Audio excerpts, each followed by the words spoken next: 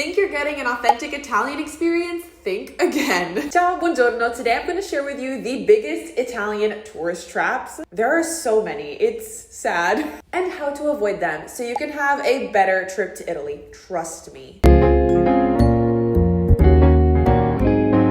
Okay, first of all, what is a tourist trap? When you travel abroad, there will be people who want to take advantage of tourists and try to either sell them overpriced things or things that are not authentic and are not good. Italy is a country that gets a lot of travelers every year, so you can expect to find some tourist traps, especially in big cities. Let's get into the main ones. Tourist traps for restaurants and food. When you think of Italy, you probably think of very delicious pizza, pasta, desserts, gelato. There are a lot of places that will try to trap you into a restaurant that is actually disgusting. My main rule, and this has some exceptions, usually restaurants that are directly in front of a monument or very close to a monument are not good. That is because these restaurants, being close to a monument, they expect a lot of foot traffic, and so they feel like they can serve you literally anything and you will probably still pay an exorbitant amount for it. And they will never go out of business. Just walk a little bit further away and you'll find something better, I promise. This doesn't just happen near big monuments though. Anytime you have a menu with very big pictures of what they are selling, or if there is someone who is trying to get you in the door. Italians are very friendly. They're not that friendly. So if you're walking in front of a restaurant and you hear a guy go, prego, venite, are you hungry? Ladies, come in. Do not go there. I cannot stress this enough. Do not go there. Not only that, if a restaurant is serving food that is not authentic, if a restaurant, for example, has chicken parm on the menu, chicken parm is actually not Italian. So how can you know what restaurants to go to that are actually good? I do a lot of research on social media. I literally look up like best restaurants in Rome, in Florence, and if there are locals who are showing their favorite restaurants, then I typically save those and try to go to those. I also really rely on like Google Maps for reviews, TripAdvisor, and The Fork. Read the reviews, look at the pictures. If a restaurant has raving reviews, 4.8 stars, it is likely going to be very good. Also, if you are finding this video useful, please do not forget to subscribe. I post all sorts of videos about tips traveling to Italy and also show you my life living here in Rome. Gelato scam. In Italy, there are many gelaterie.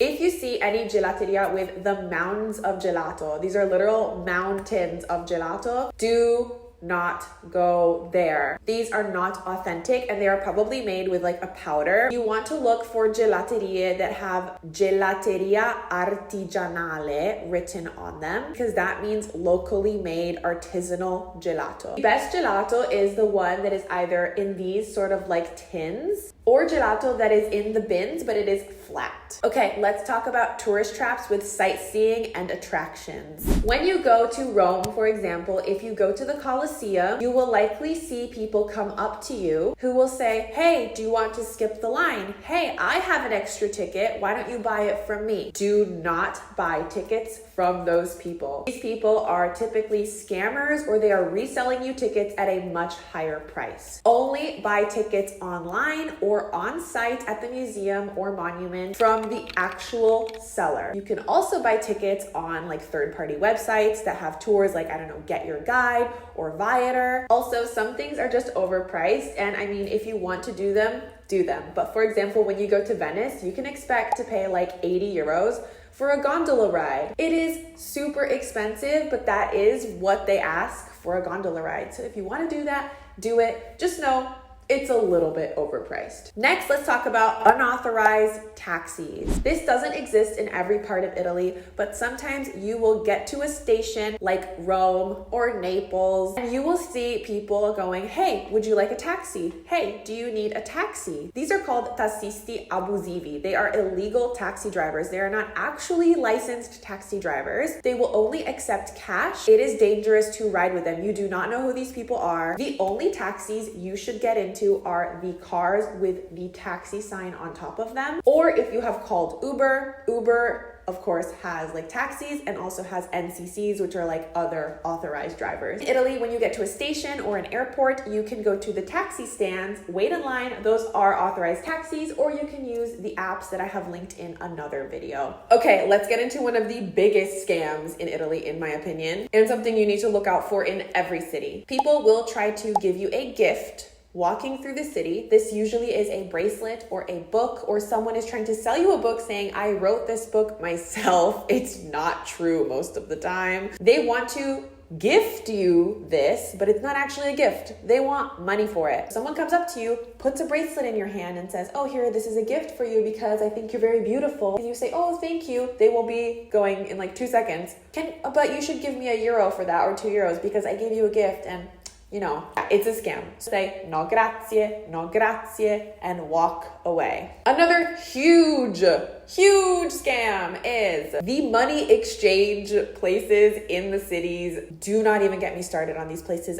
First of all, these money exchange places, you come to Italy, you bring them like $500. Not only is their exchange rate actual crap, but they also apply like a 20% fee on the entire amount that they then take themselves. So you're actually getting a lot less money than you should be getting. The best way to take money out in Italy, to have cash in euros, is to take your bank card from your home country, go to a real bank, and take out cash. The cash will dispense in euros, and you will only have to pay your bank's exchange rate. When you do this and you take money out at the bank, always deny the conversion rate that the local bank in Italy is offering. Only accept the conversion from your home bank. I also recommend before your trip to go to your local bank and ask for a few €100 in cash before you arrive in Italy. I recommend maybe like €200 in cash just to have them, and then you can take money out while you're in Italy. That being said, you can pay for almost everything in Italy by card. It's actually illegal in Italy to not accept card, with some exceptions. Another, not really scam, but something that you should be aware of, is that when you go shopping at a store, sometimes when you pay with your American card, it will say, do you want to pay in US dollars or euros? What you don't notice is that when it says pay in US dollars with an American card,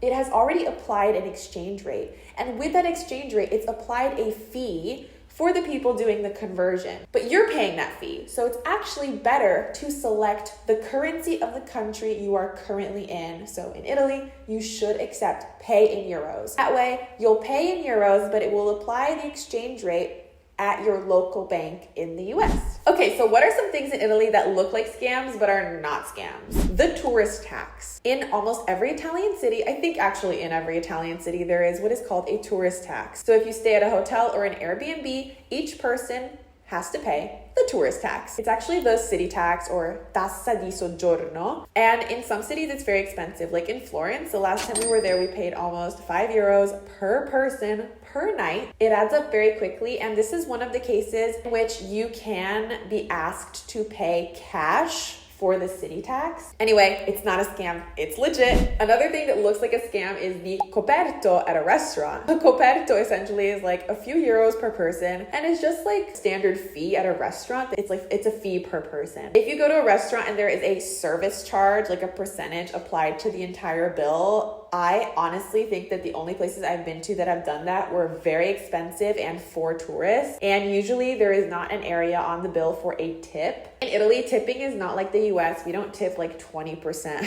Actually, most Italians don't tip at all. But if the service was very good, if you enjoyed your meal, it is kind to leave a few euros on the table if you had a good experience. Okay, those were a lot of scams and not scams in Italy. When you're traveling, as with any country, just be aware of your surroundings. Try to ask locals for advice. Always check reviews on TripAdvisor, Google Maps, and I'm sure you will have a fantastic trip. Remember again to subscribe. I post all sorts of videos about tips to Italy, showing my life in Italy. Grazie for being here. I will see you next time. Ciao!